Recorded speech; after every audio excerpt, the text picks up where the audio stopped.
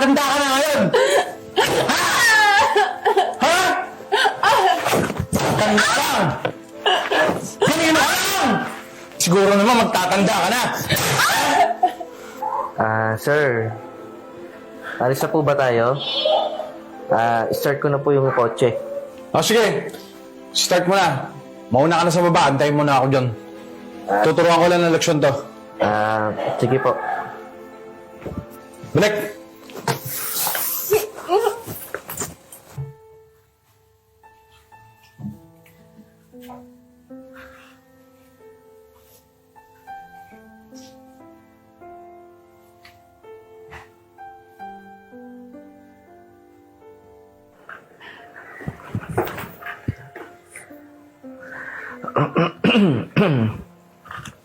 Madam,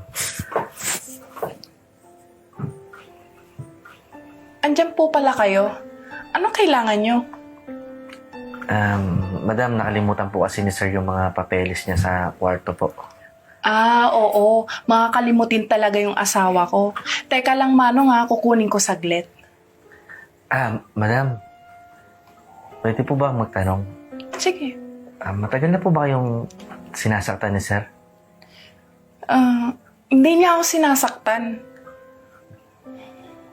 Pansin ko po kasi ang dami niyong peklat tsaka pasa sa buong katawan. Madam, payo ko lang, huwag po kayong magpakatanga sa tao na yon. Hindi po kasi pagmamahal yung tawag dun eh. Ano ka ba? Mahal ko si Ninyo. At kasalanan ko bakit niya nagawa to sa akin. Meron lang kaming konting hindi pagkakaintindihan. At saka matigas din kasi ulo ko. Madam, alam niyo kahit gaano po kalaki yung nagawa niyong kasalanan, hindi naman po dapat kayo pagbuhatan ng kamay ni Sir. Madam, baka gusto niyo po, magsumbong na kayo sa polis. Samahan ko po kayo, huwag po kayo matakot. Hindi pwede. Kasi mahal ko nga si Ninyo. At saka hayaan mo nga ako. Alam ko ang ginagawa ko. Manong kukunin ko na lang po yung kailangan nyo para makaalis na kayo, ha? Sige po.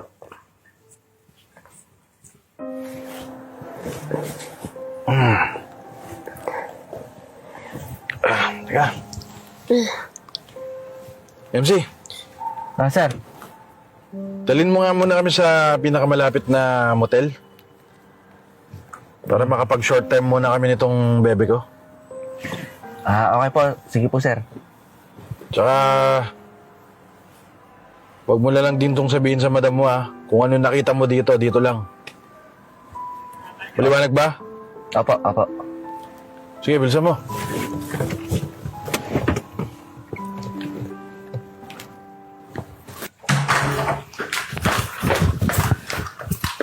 Halika na. Sumama ka na sa akin. Teka lang! Si Sir, niloloko ka niya.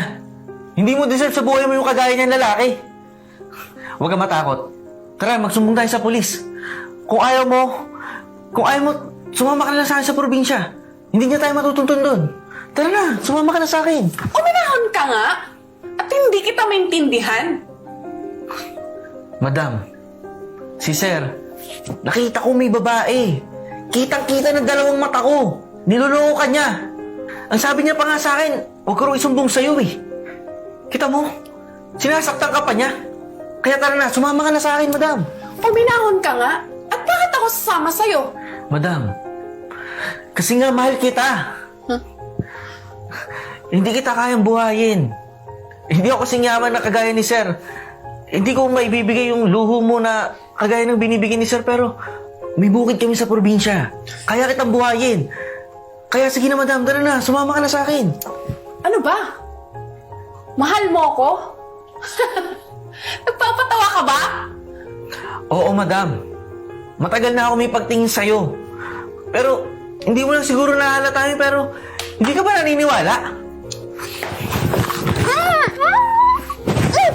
Bastos! Ang kapal na mukha mo! Alam mo, hindi ako papatol sa kagaya mong driver. At bakit? Mabubuhay mo ba ako? Hindi mo nga kaya magbayad ng 1,000 sa isang araw. Yun si Ninyo, kayang-kaya niya akong buhayin. At saka mahal ko yun. Mahal niya din ako. Pero madam, niloloko at sinasaktan ka niya. Alam ko. At alam ko may babae siya. At okay lang yun sa akin. Eto mga to, pasa at teklat na to, ginusto ko yan. At request ko pa nga yan sa kanya eh. Ang di mo alam kasi, masokista ko. Ano ba yan? Ang hina-hina naman. Lakasan mo nga. Alam mo naman, mas masakit, mas masarap. At ito yung gusto ko eh. Lakasan mo pa. Paluin mo. Sige, Lakasan mo ha. gusto mo yan ha? Oo.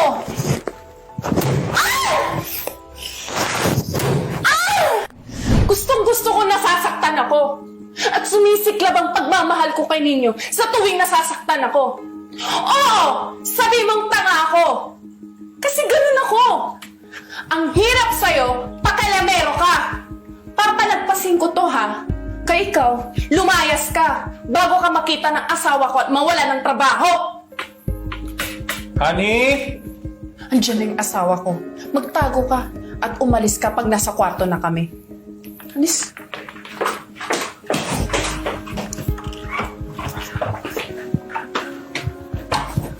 Honey, dito na ako. Honey! Hi, I miss you. Teka, nakita mo ba si Oblax? Kanina ko pa inutusan sa bangko para mag-deposit ng pera. Hanggang ngayon, di pa nakakabalik ah. Hindi. Pero wait lang ah. May surprise ako sa'yo. Uy, surprise talaga. Oo naman. But before that, close your eyes. Dali. Sige. Wait lang ah. Kailangan mo magbilang? Siyempre, magbilang ka ng 10. Ay, 1, 2, 10! Tagal! Sige na po. Wow! Wow, honey! You like it? Yes, of course! Ano ba yan? Ikaw ba si... Ano? Si- Bunny? Lola Bunny? Mm-hmm. Anong gagawin? Pwede bang doon na tayo sa kwarto para mapasok ko na yung butas mo? Siyempre. Tara. Gusto ko na pasukin yung...